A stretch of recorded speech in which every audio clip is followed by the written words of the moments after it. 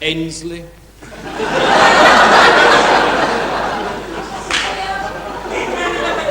Babcock. Bland.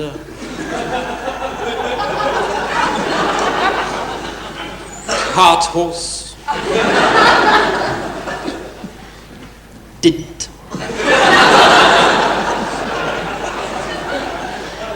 Ellsworth Beast Major.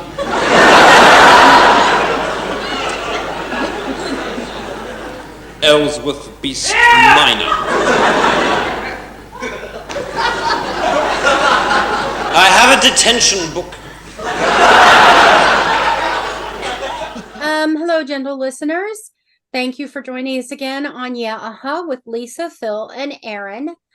This week we are speaking to Richard Sparks. He is a writer. He's written books, sci-fi, fantasy, and he's been involved in the gaming world.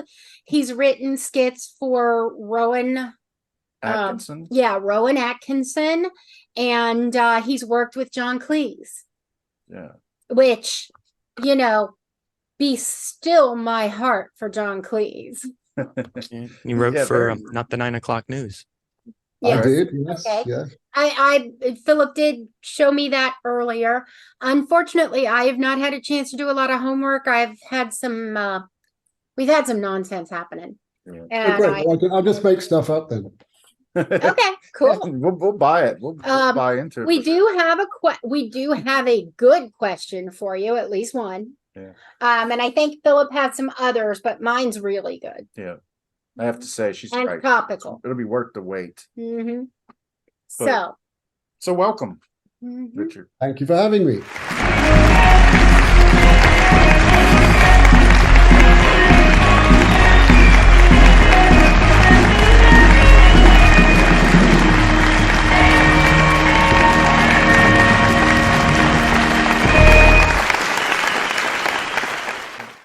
We like to have an Englishman on. That's it brings up our levels, in our the There's a bit estimation of of class to the old country. To the old country. Exactly. That's Right. not actually putting on a John Cleese voice there. Yeah. Yeah, that was Well, I have recognized. stories, so we'll get to those later. Yay. Awesome. Yeah. We can't wait to get to that. I mean, we're big fans of Monty Python and all that stuff. Oh yeah, me too. Yeah. You have a really diverse background, though. It's like when I was reading that, I was like, my God, this guy's done everything. Librettis or libret. I had to look it up what that meant. It's like the book, the text that accompanies operas and musicals. Yeah, and it's things, just right? it's just the word for book. Librettos? Libro is book in Latin and in Italian, so they call it libretto because Italian is the language of music. Yeah. It's what we call a book in musicals. Yeah. Okay. Well, you've worked with, I think I saw Placido Domingo. Yeah.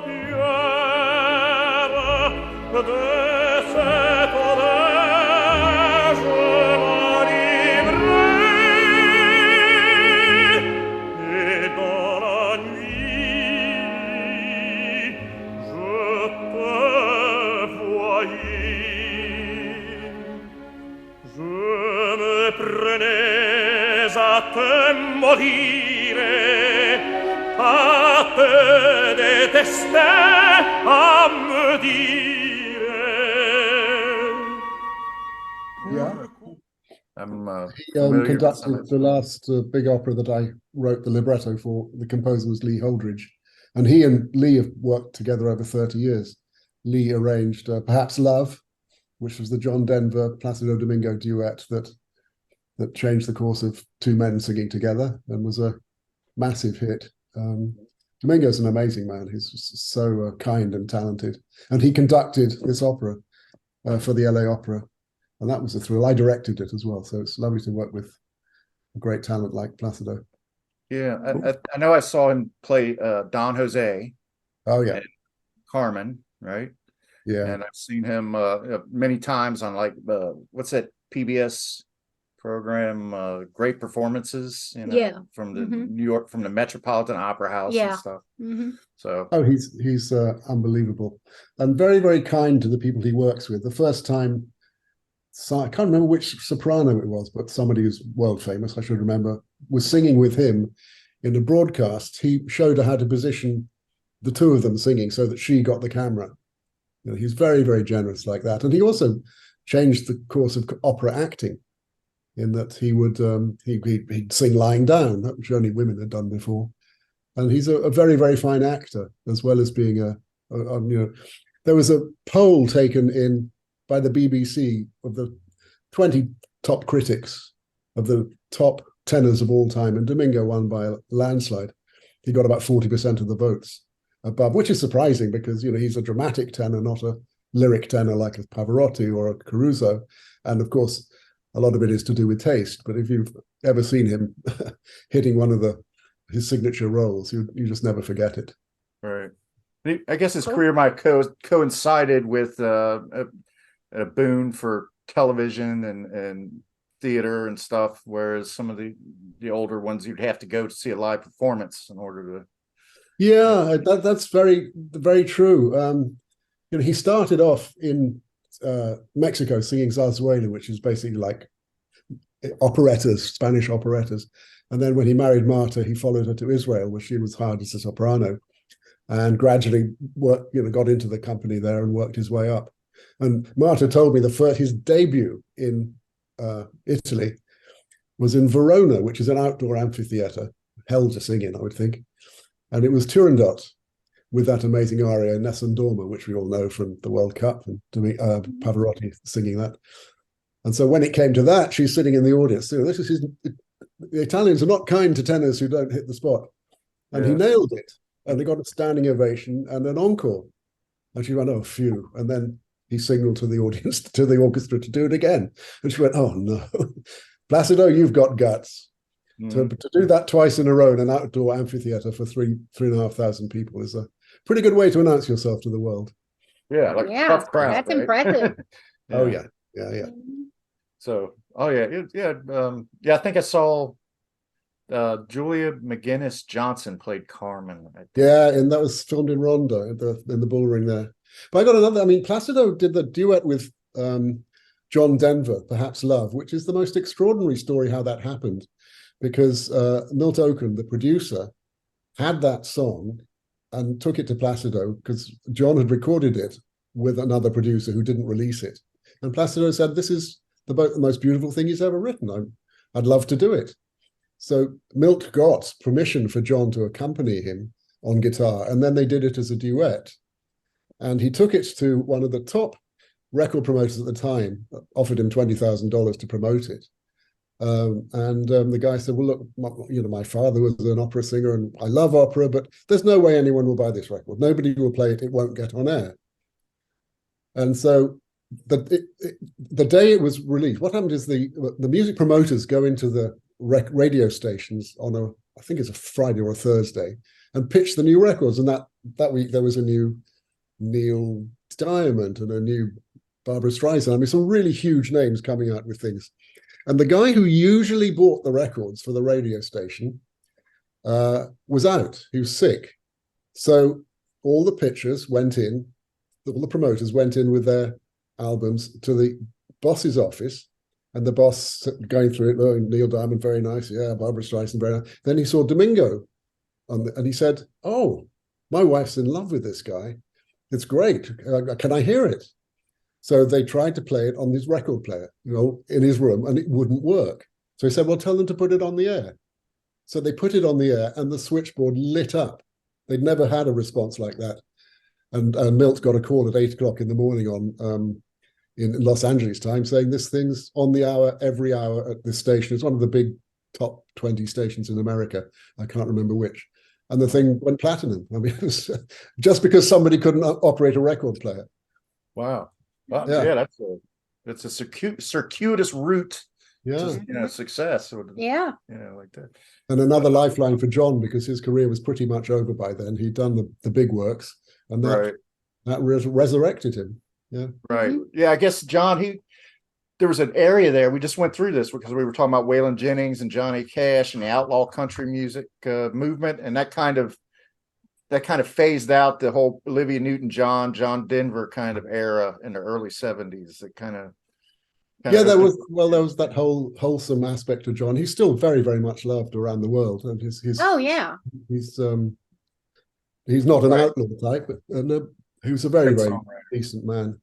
Yeah. Sort of a renegade though. He like had his own gas tank at his place in Colorado.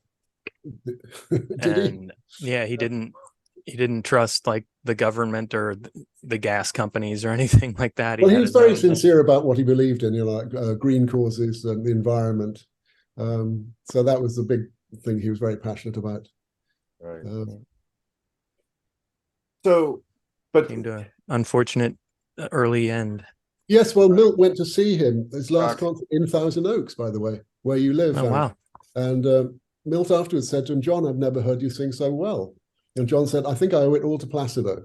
And Milt said, really? How? And John said, well, when Placido sings a word, he puts meaning into it. When he sings steel, he feels steel. When he sings snow, he feels snow. And I've been trying to get that sense into my own lyrics. And then he was killed that weekend in the plane Wow. crash.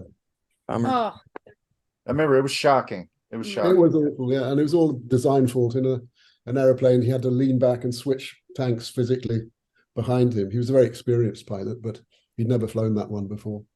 Right. And Milt was devastated, obviously, because Milt had really invented his career.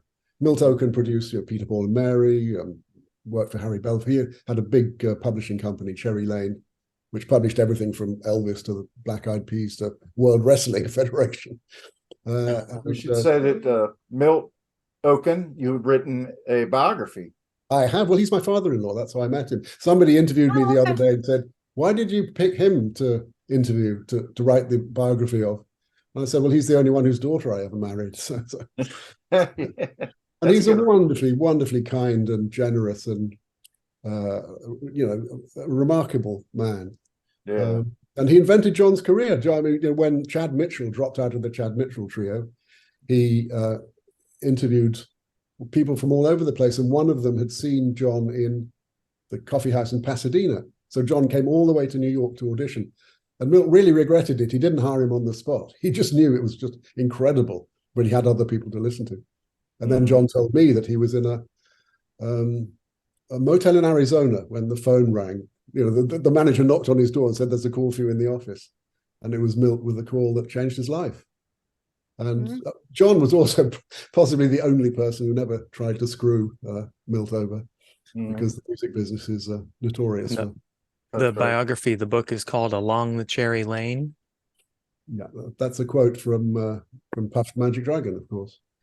And I guess you can get it at Amazon or local bookstores. I actually think it's probably floating out. It's a few years old now. But it was, Milt's music company was also called Cherry Lane Music.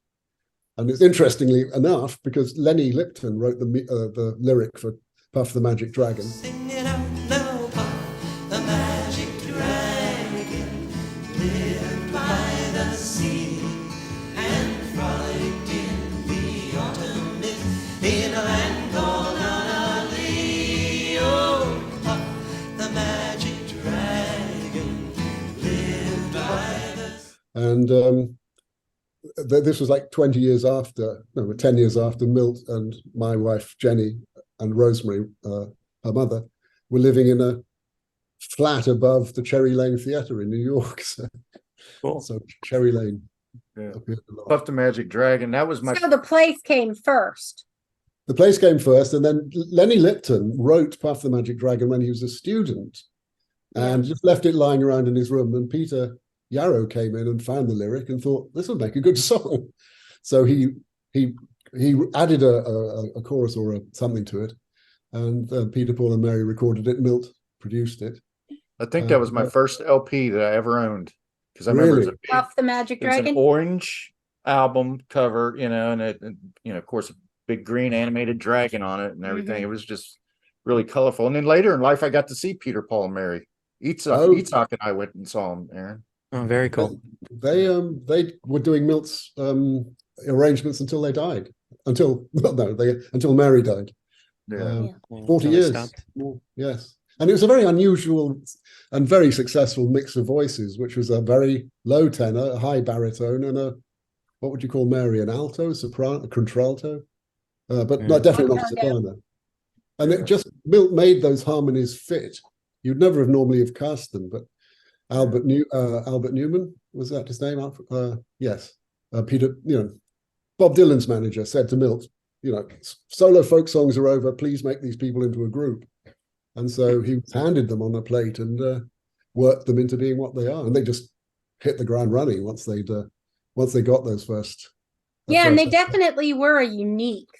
Yeah, it was a fast concert. It was like a really energetic, high. They were older and everything like that, but they were very engaging with the audience, and it was very they were so audience participation. And Noel Stookie, Paul Noel Stookie, just sent us a wonderful little song he's done about the mandolinjo. It was a political song about how there's the house is divided. There's an elephant in the room and a donkey in the hall. It's just a lovely, light-hearted song with his beautiful voice. That sounds fun.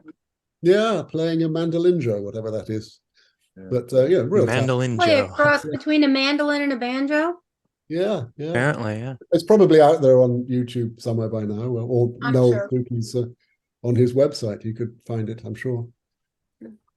Well, okay, so you're a man of many talents here. I mean, you talk about writing biography and science fiction, and you're a joke writer, a librettist. So where did it all kind of start? I mean, how did you get your big break, I guess? Just not to correct you, but it's fantasy. What I've just written is the first of four fantasy books. The first one's published on December the 12th, 2023.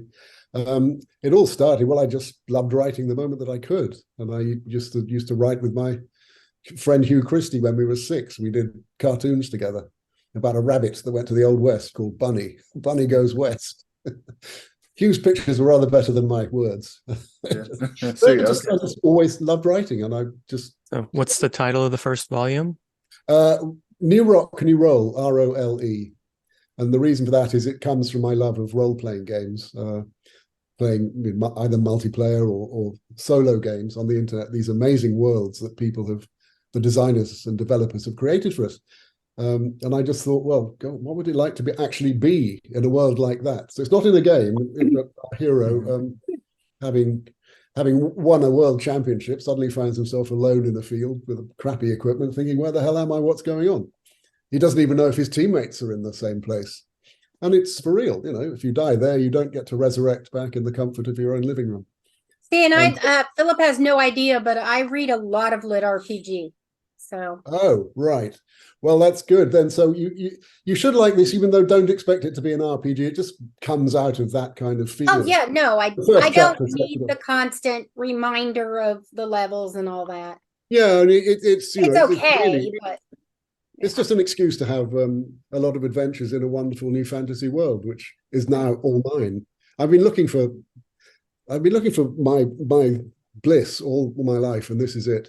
The fact that I've written 4 without stopping is testament to the fact that I'm really enjoying it. And it's also not necessarily very easy, because in novel writing, it's very different from playing a game where there are only 2 quests: go and kill something or go and fetch something. In a novel, it's what the hell is the quest?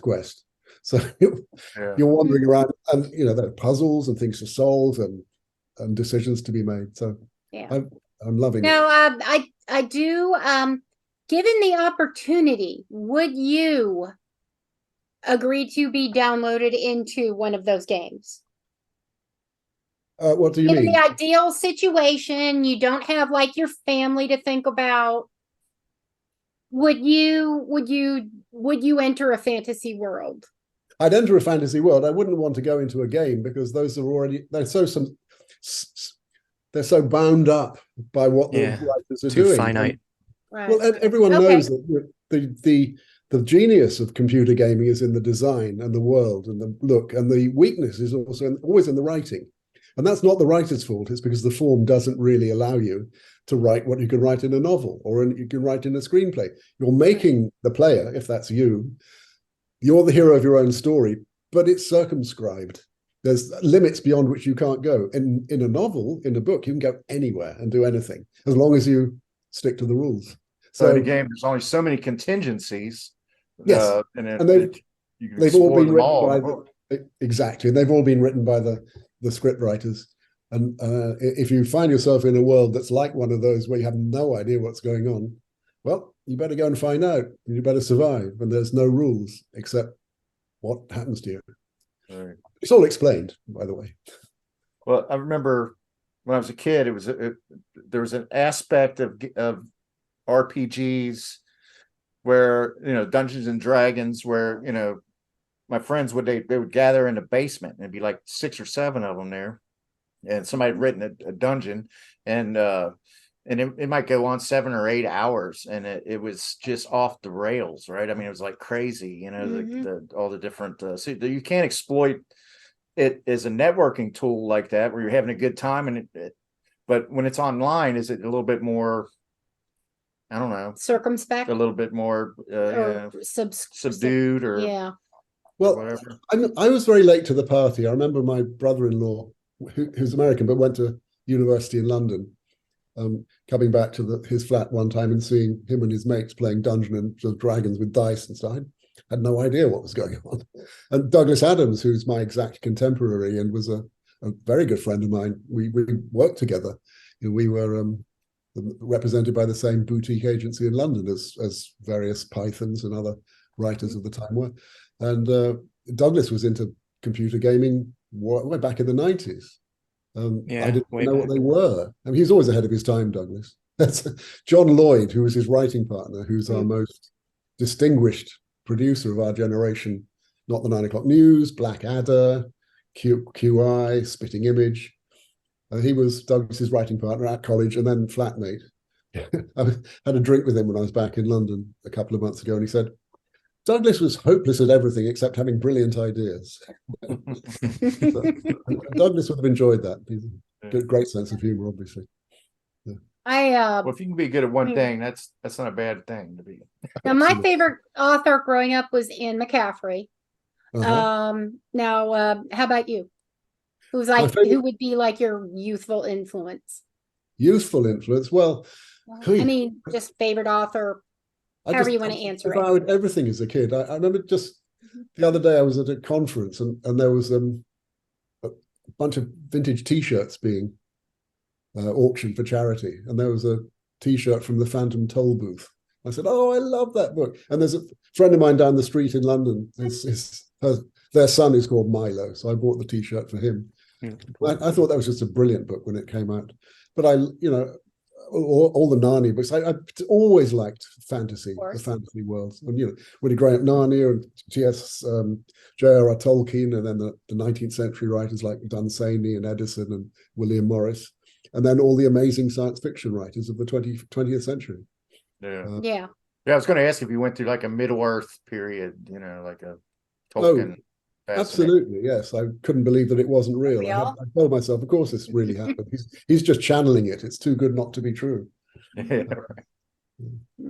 Well, so and I went to the same college at Oxford as J.R.R. Tolkien. So slightly after him, he was an undergraduate at Exeter College, and then the year before I went up to read English language and literature, which is what he did. It was the year that Philip Pullman had just left that college. So. There must be something in the water there to encourage fantasy writing. Right.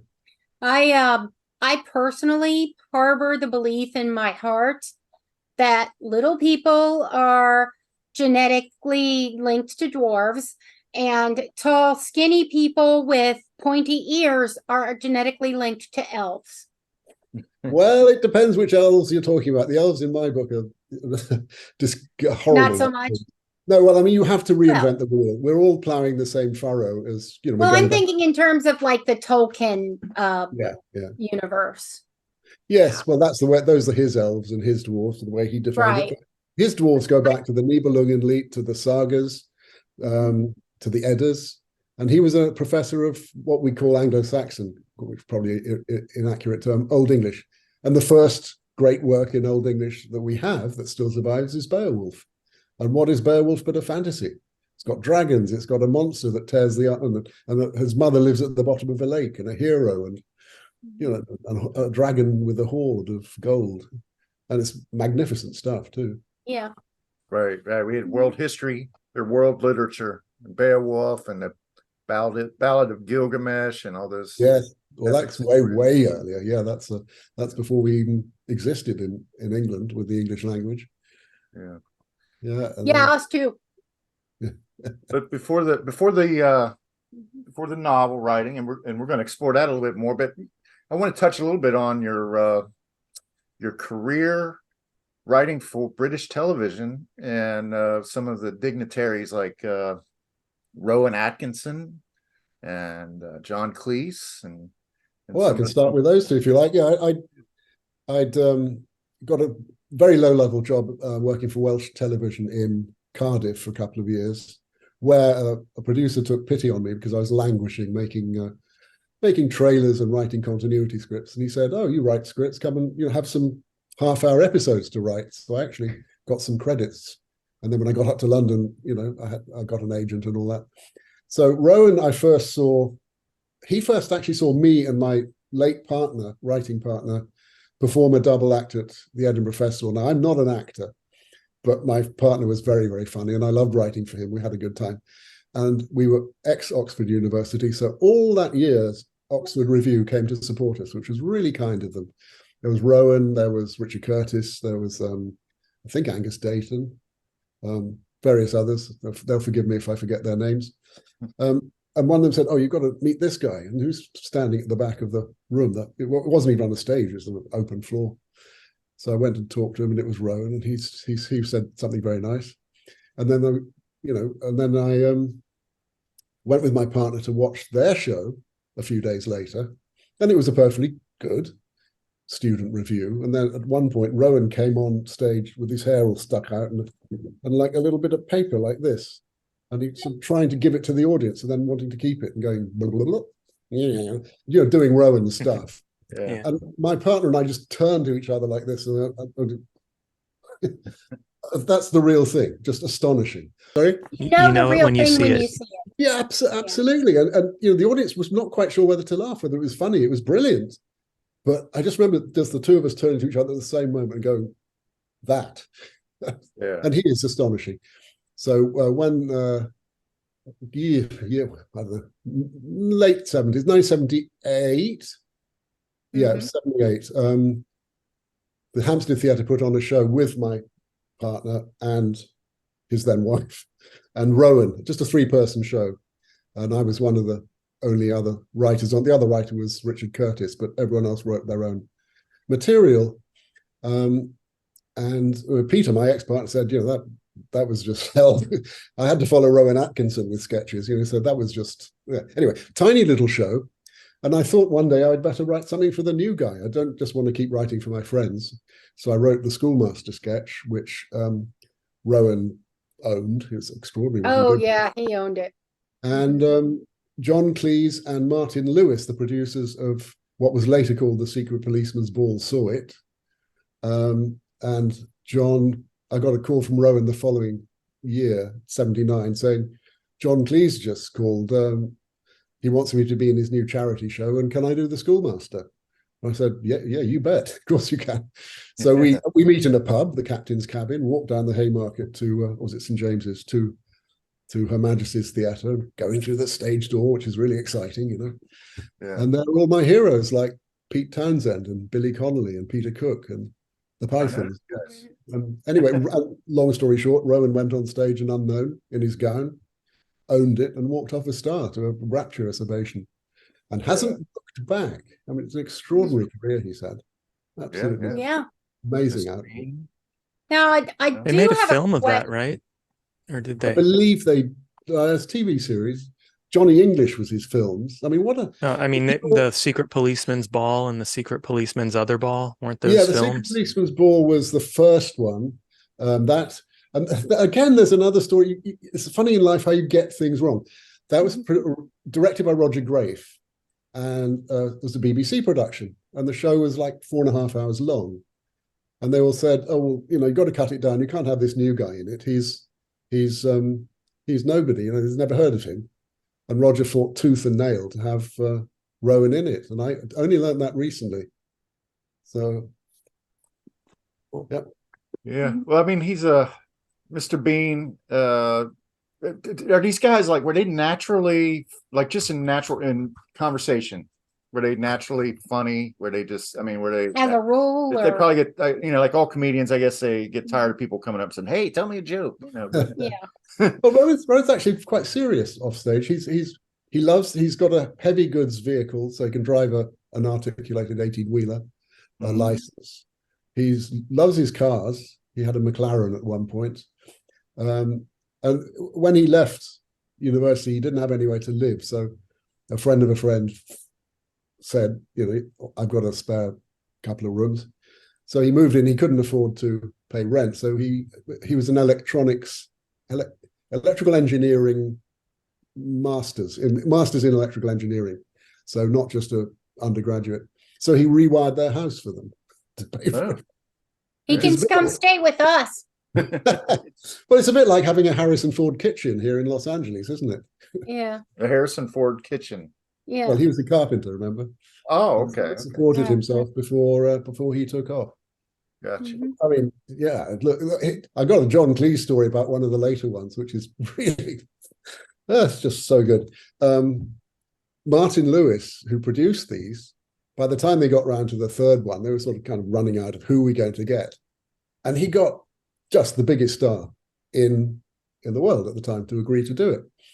And so he calls John up or goes to see him and says, "John, you won't believe this. David Bowie wants to be in it." Is it Bowie? Bowie, yes. And John Cleese said, "Oh, who's that?" sort of thing.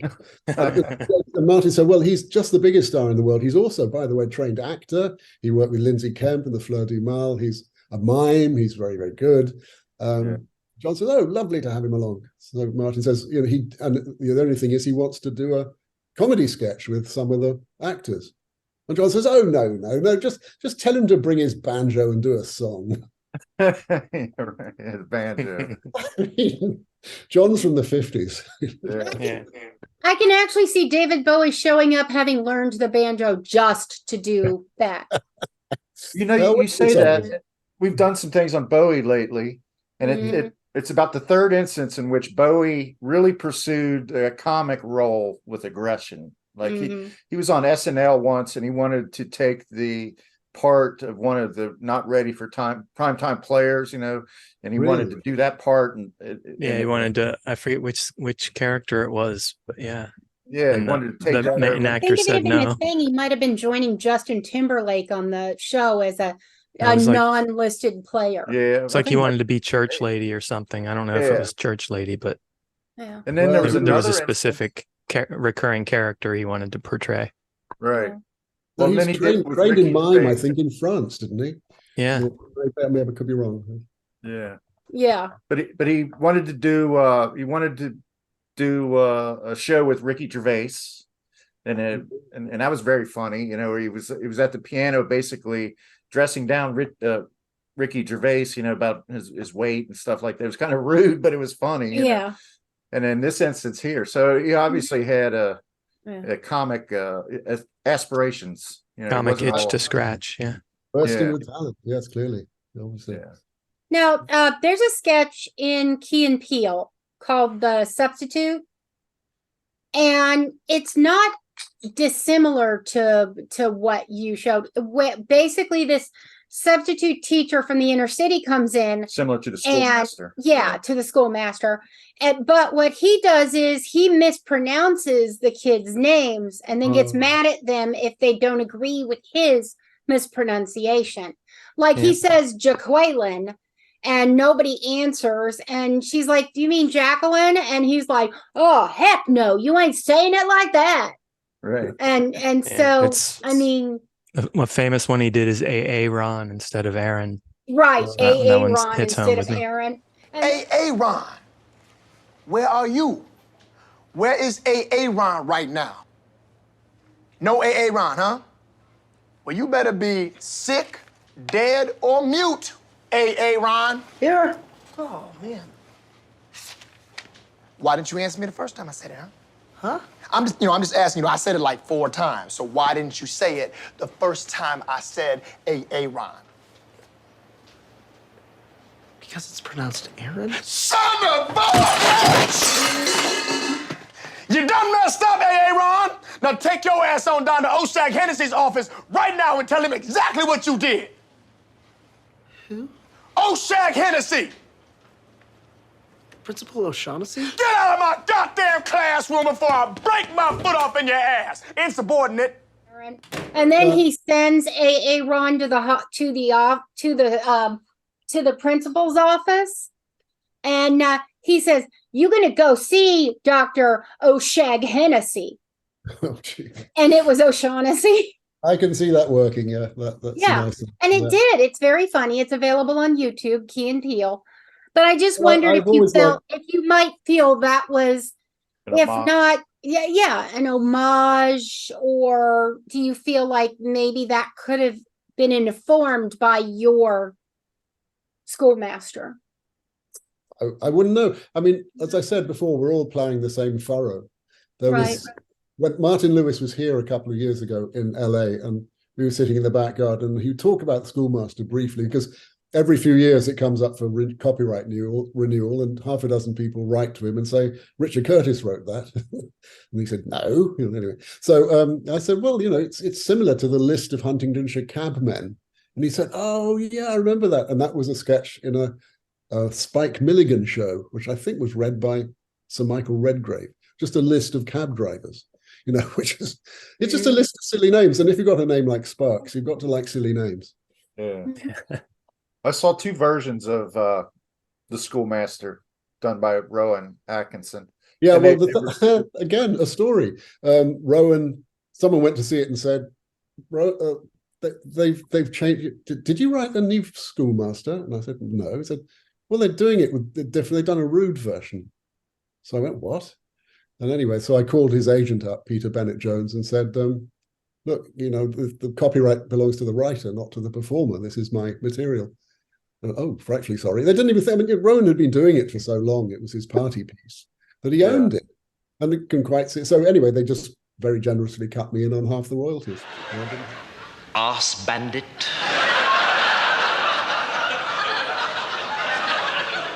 Bottom. Clitoris. Where are you, clitoris? I didn't have to do anything for it. I don't particularly like it because it's rude and it's not very subtle.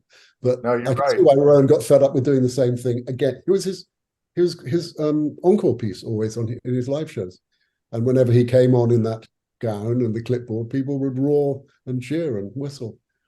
So Yeah, the first one that I saw was definitely tamer than the second. The second one, he started to get into sexual innuendo and things like that. It was a little more on the nose. There was not quite the same. It was just a different departure. But Yeah, John Cleese. I loved Fawlty Towers. I love that shit. That was amazing. I asked for a room with a view. When I pay for a view, I expect something more interesting than that. That is Torquay, madam. But it's not good enough. Well, may I ask what you were expecting to see out of a Torquay hotel bedroom window? Sydney Opera House, perhaps? The hanging gardens of Babylon? Herds of wildebeest sweeping majestically? Don't be silly. I expect to be able to see the sea. You can see the sea. It's over there between the land and the sky. I need a telescope to see that. Well, may I suggest that you consider moving to a hotel closer to the sea? Or preferably in it. Right. Now, listen to me. I'm not satisfied, but I've decided to stay here. However, I shall expect a reduction. Why? Because Krakatoa's not erupting at the moment? Or... that's a masterpiece, isn't it? It is. It's watchable every time. So, and not politically correct. Some of the things in it now have been. And of course, Monty Python. Oh no. I don't think you could make Fawlty Towers today. Well, John Cleese is not political. I think that's kind of why the rehash didn't work very well.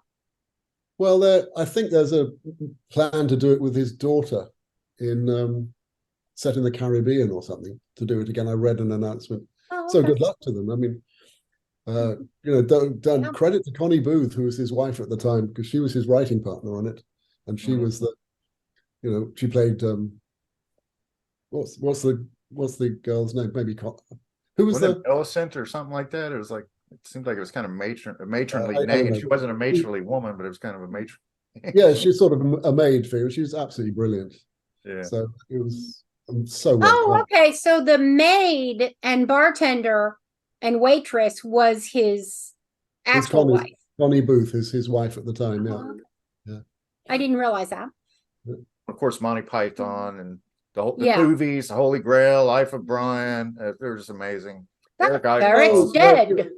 They were great. I mean, Graham Chapman, Michael Palin, and the late Terry Jones Graham's dead as well. They were all clients of Jill Foster Limited, a small boutique agency, and she was my agent. I think there were about 25, 30 writers.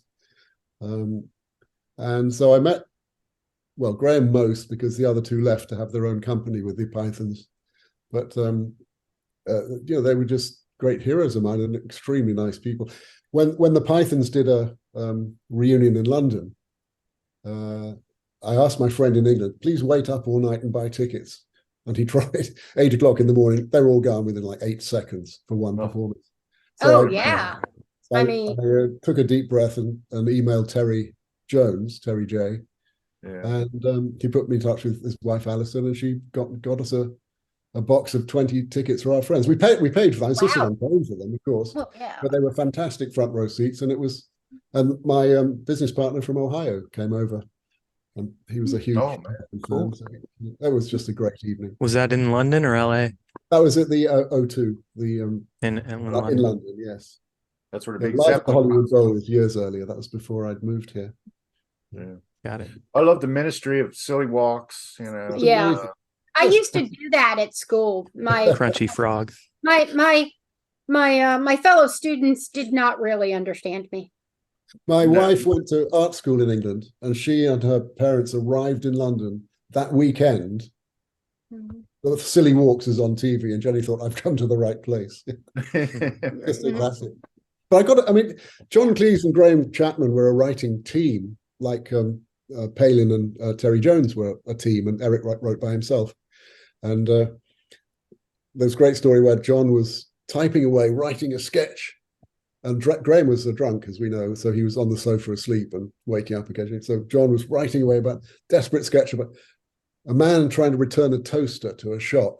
And when Graham woke up, John read it to him, and Graham said, "Oh, make it a parrot," and went back to sleep. I know a dead parrot when I see one, and I'm looking at one right now. No, it's not dead, it's resting. Resting? Yeah. Remarkable bird, the Norwegian blue. Beautiful plumage, isn't it? The plumage don't enter into it. Look, my lad, I've had just about enough of this. That parrot is definitely deceased. Look, matey. This parrot wouldn't boom if I put 4,000 bolts through it. It's bleeding demise. It's not, it's pining. It's not pining, it's passed on. This parrot is no more. John's thinking, Oh my god, I love that. This parrot is no more. I love that story. I know, love just John thinking, I'm doing all the work. This guy has the genius idea. It's not fair. But Right. Yeah. He's out of a dead sleep. He just, Mhm. Yeah. oh, make it a parrot. makes all the difference. If it was a toaster, but a parrot. Oh yeah. This toaster is And no more. what is it? Yeah. Roving gangs of old ladies. That was another one of my Oh favorites. yeah. Hell's Grannies. This Hell's- is a frightened city. Over these streets, over these houses hangs a pall of fear.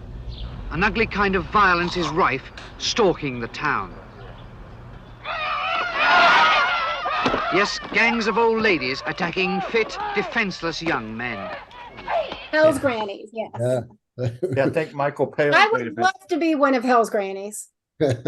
You will be, Laura. You shall be. You'll We be shall go beating to down with Sturgis. that purse in no time. Yeah. Oh yeah, and I'll have the brick in it. Yeah, I watched Brazil this past week, which Love has, I guess, Michael Palin is in it and Terry Gilliam directed it, but Jonathan Price. Jonathan Price, yeah. Pre Game of Thrones, Jonathan Price. for a movies of 1985, where we're going to rank all the movies from that year on a future episode. Well, you got to put in 1984, even though did I say? We already we did did that that one for before. we did that Because- one for movies of 1984.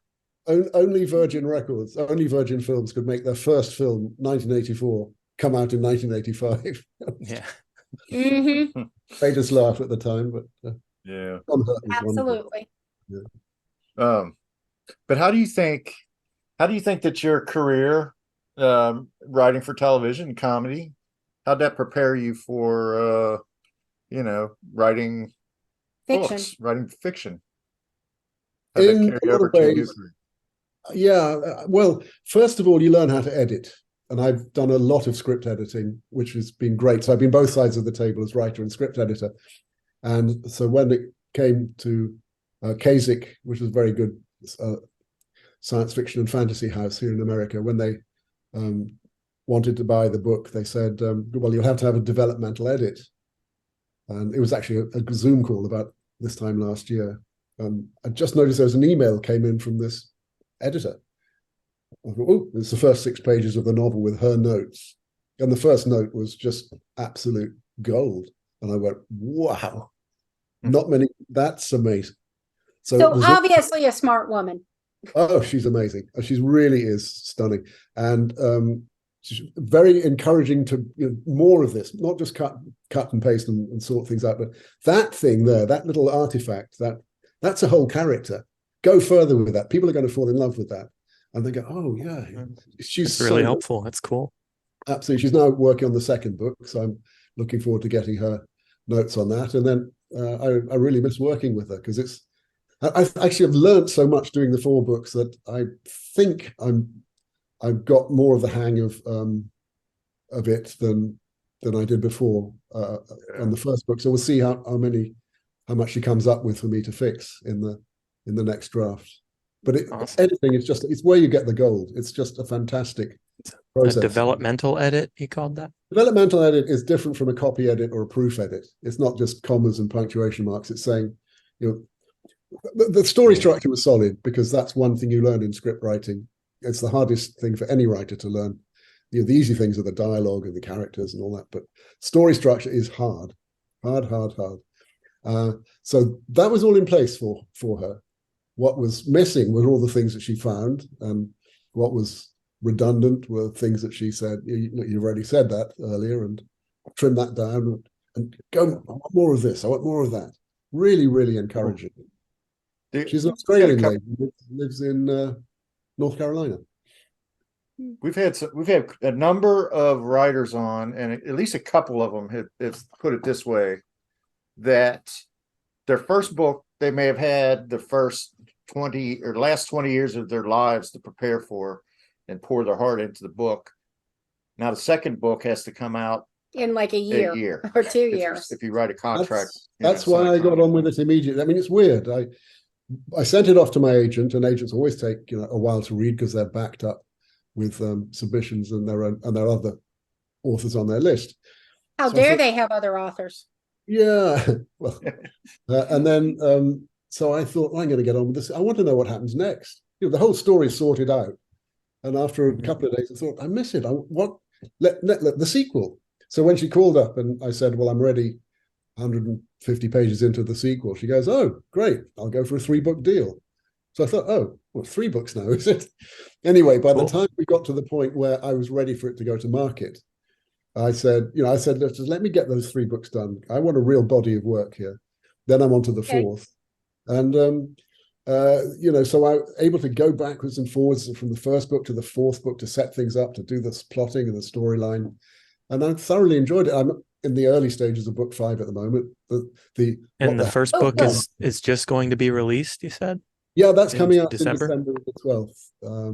And I'm very excited. So you're ahead of the game, 4 books. Well, that's right. I really decided that. So I don't have that that's good. Of wondering what I'm going to do next because I've already done it. How long do you write each day, for example? I usually write at night. Days a week? I find my bliss. I cook dinner. My wife goes to bed early. I get up late. And then so I crack open a couple of beers and see where my stories are going to take me. And off I go. Like 5 nights a week? 7? Oh, every day. If I don't write every day, I feel weird. And sometimes so would you call it a 5-book trilogy? Well, Douglas tried a 4-book trilogy, didn't he? That was Douglas no, Adams. It's not a trilogy; it's a series. I mean, one of the things that is nice that I made sure happened because I've seen it with other books where there's no possible sequel, and they've made the writer write a sequel, and the sequel stinks, and you go, "Oh, you poor guy! Why did you fall for this? Somebody gave you an advance. There is no possible sequel to that story. It's perfect." Yeah. I made sure that mine was open-ended so that I get what happens next. And basically, if you know anything about gaming, there's worlds and maps and stories and places. So the first Levels takes in one map, and then they go somewhere else for another map, and for another, and somewhere else for the third one. And Well, we have kind of a good idea now that it's structured as an RPG, kind of like an RPG. But why don't you give it a little bit more detail of what New Rock and New Roll is about? Well, 3 gamers. The lead character is based on a mixture of me and my father, who was a retired schoolmaster living in England, although he was still married. He was married to my mother until he died. So this guy's a widower living all alone by himself and is just deeply into gaming. And not all gamers are 12-year-olds. I've used this in the book. In group chat one day, there was a thing, guild chat. Does anyone want to take over running the guild? I'm going to be 85 next week, the guild master. And she wanted to retire. Yeah. So there's a big boom in mature gamers, because it's you're the hero of your own story. So anyway, the idea was that they won the world championship of sword and sorcery. I just call it just not any particular game. And the moment that happens, things go very weird indeed. And they're zapped off down a lot of special effects, and this guy finds himself standing in a field. Well, not a field, just a wilderness. And he can hear wolves coming closer, which doesn't sound good. So he's got to survive and find out where he is and how he got there and what to do about Where it. his friends are. Oh, if anywhere. He meets one of them relatively quickly, but the third one, the team is, well, we know that he's an English guy because he's the narrator. The other 2, we don't know who they are in real life. One of them is an Australian orc. So he's a guy playing an orc character. So when he gets to that world, he's an effing orc and stuck with it. Actually, he's fine with it. He's cool with it. And the other one is an Asian American sword dancer girl who's, so we got 3 different English voices there, British voices, different kinds of English, different continents. And there they are, and they're who. But the nice thing about gaming is, in a game, you're who you want to be. So it takes the entire curse off being accepted, about identity, which is a big thing these days. You're who you want to be. Accepted. We're fine. Let's go. Princess. Very good. You mentioned that they're English. You said. Well, no, I'm English. The orc is Australian, and the girl is. So what I'm getting at is, are you going to do an audio book? Yeah, I've done it, the audiobook, and I narrated it. Okay. So I'm just, it's fun to do. I'm not a real actor, but I'm just reading it for the fun of it and having a good time, and trying to give people a sense of how it sounds. So I'm back in studio again tomorrow, in fact, doing the pickup. Cool. I know that we have someone right here that would. I have aspersions towards an audio career. Like if Marilyn Monroe shows up in your novel at some point, right here you got a perfect impersonator. Philip. I wouldn't say perfect. Can you do what's that song from Catfish Are Waiting with Deep in the Can you sing Marilyn Monroe's song? She had a fantastic voice. I do not have a fantastic voice. Except for when you sing Happy Birthday, Mr. President.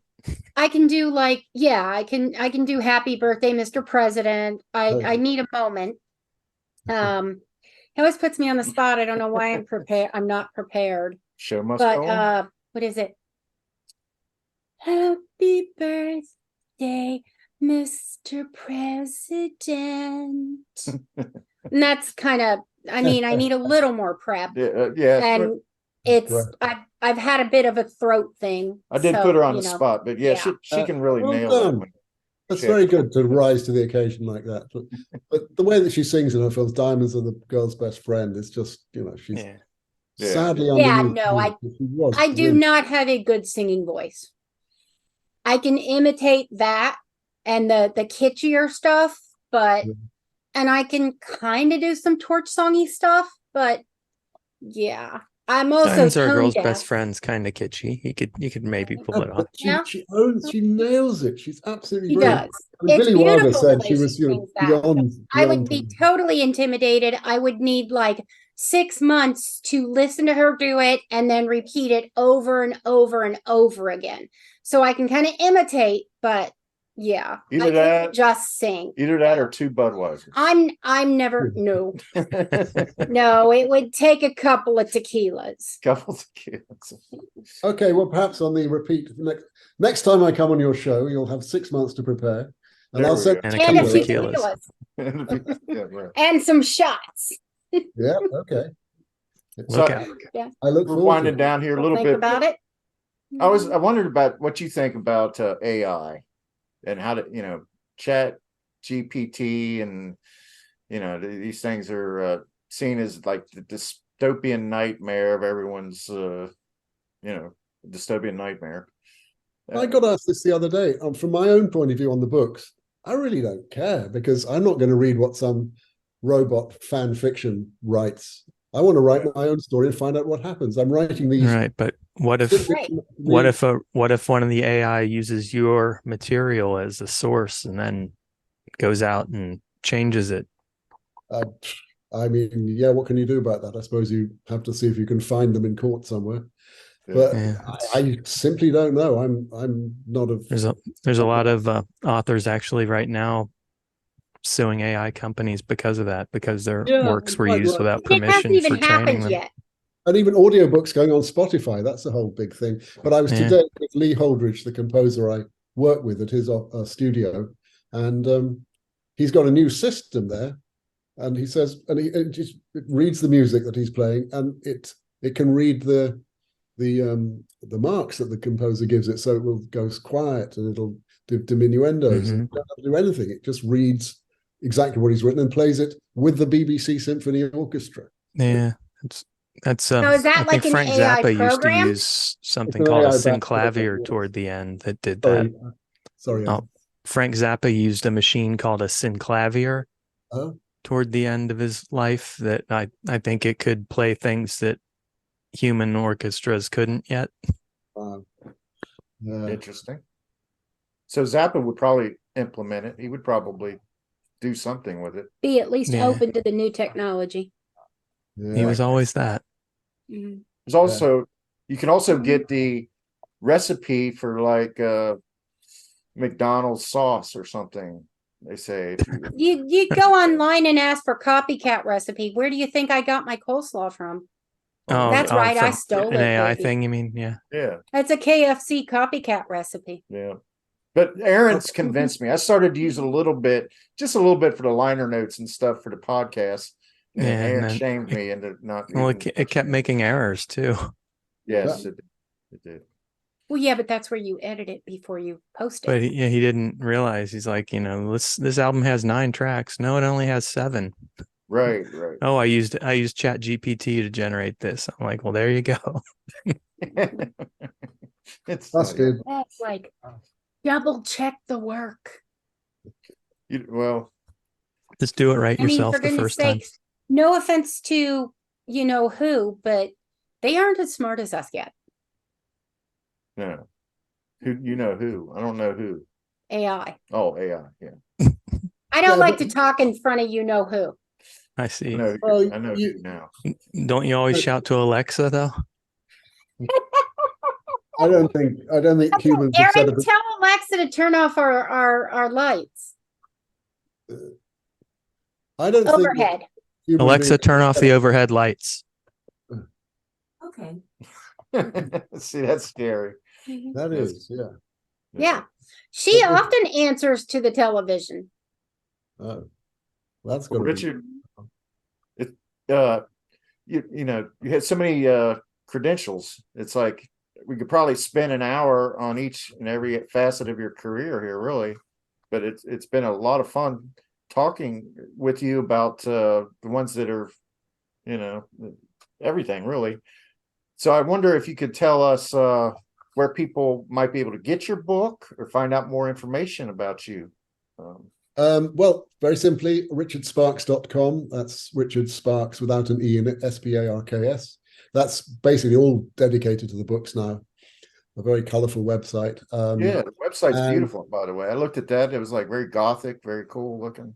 Well, we wanted to push the boat out and say to people, "Here, this is fun. Come on in." I mean, I'm an entertainer. You know,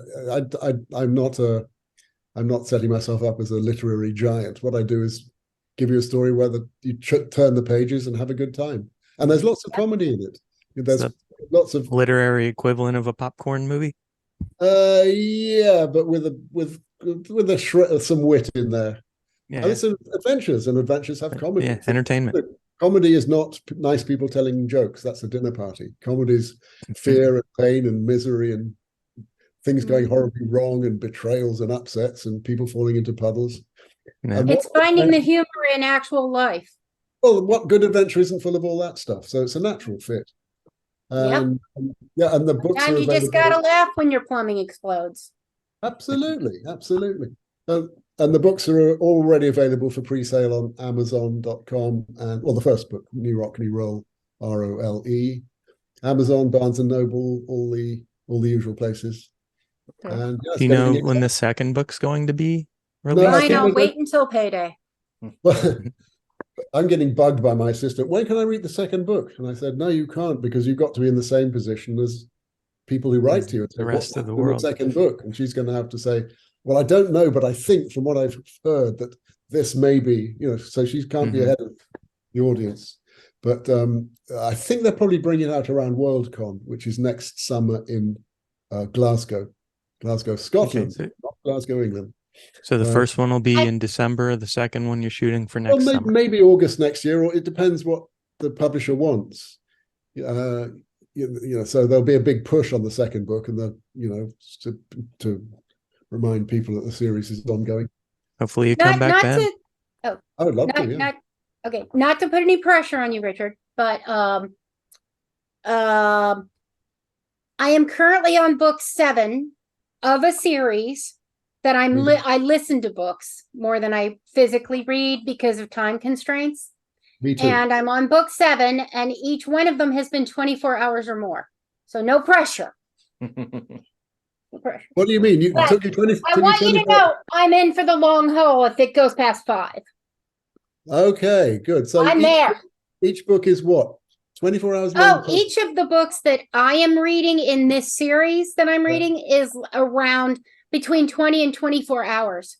That is huge. That's longer than And I'm on book 7. Well, I'm still like. But this is what, I was talking with the publisher, says, you do realize these are long books. And I said, I love it when you get a book you can wallow in. And I hate when you come towards the end of one, you go, oh no, it's going to finish soon. I can't bear it. I want to find out what happens in the end, but then what? So you're writing for the adult people who read Tolkien.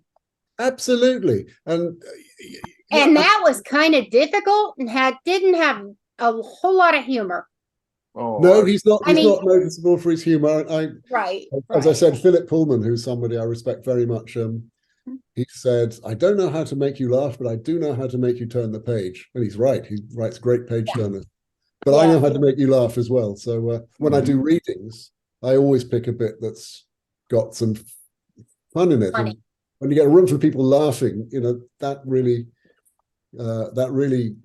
generates excitement about them. Yeah. Right. And if I find humor in the first few pages, I'm hooked. Yeah, exactly. I was thinking about it. The fourth book's got some of the funniest scenes. That shows the third. Second one, one or two, but the first one's got plenty of. So it's a natural fit. Cool. And you were a contemporary of Douglas Adams. So I will wait to order the book until payday. Go ahead, Aaron. I'm sorry. Sorry, my fault. Douglas. Wow. Yeah, I've got tons of Douglas stories. He was at Cambridge, I was at Oxford, so we met at the Edinburgh Festival. When he was doing a show for his university, I was doing one for mine. And as I said, we were both clients of Jill Foster, the agent in London. In fact, at one point, Douglas was on Doctor Who as some kind of script editor consultant. Oh, Jill said, "Come on, you guys, you should write a Doctor Who episode or series." So we put our heads together and came up with something completely useless. And Douglas took it to whoever was there, and they said, "Oh, well, we actually did this story 4 years ago." So it didn't get anywhere. But, he did Well, eventually but you get a kept Doctor trying. Who or two, I think. oh yeah, he did. Yeah. So he did, and Yeah. which and he Doctor moved Who? out to California, and It doesn't matter which doctor. It was the story. Not Probably the fourth Doctor. I wouldn't know. I didn't really watch it after a bit. No. But Douglas was, he moved out here to California with his wife. The one with the curly hair and the scarves. Oh, Tom Baker. Tom Yeah. Baker, yeah. He's what, like 7, 4. 10? He was 4th? Yeah. Oh. Okay. Well, we'll save like the Avengers. I guess I Emmett missed less Till than I thought. for Mhm. next time. Right. Talking about old English. Yeah, when the book actually comes out, give me a couple of days to read it. I will. Would you like to have it on audio or on? Oh, physical? I'm going to do audio. Yeah. Well, if you go to richardsparks.com, you can sign up. This is for listeners. You can sign up and get a free audio chapter sample or a free physical sample when they're ready. I haven't got the proofs back yet from the publisher, but when they're ready, you will be sent into your email, your inbox. You'll get an audio chapter or a physical chapter, so you can check it out, get a sense of what it's all about. First taste is free. Absolutely, yeah. Like the Canisians. I'm very comfortable with it, so I just want to give people a good time. Excellent. Yay. Well, good luck with it. I hope it sells bundles. Well, thank you very much. Yep. Good luck, Richard. It's been a pleasure. Well, thank you also for having me. It's been great. We have social. Twitter, Yeah, pod. Instagram, Yeah, pod. Facebook, Yeah, pod. website. So let us know. Hit us back. Have a great week.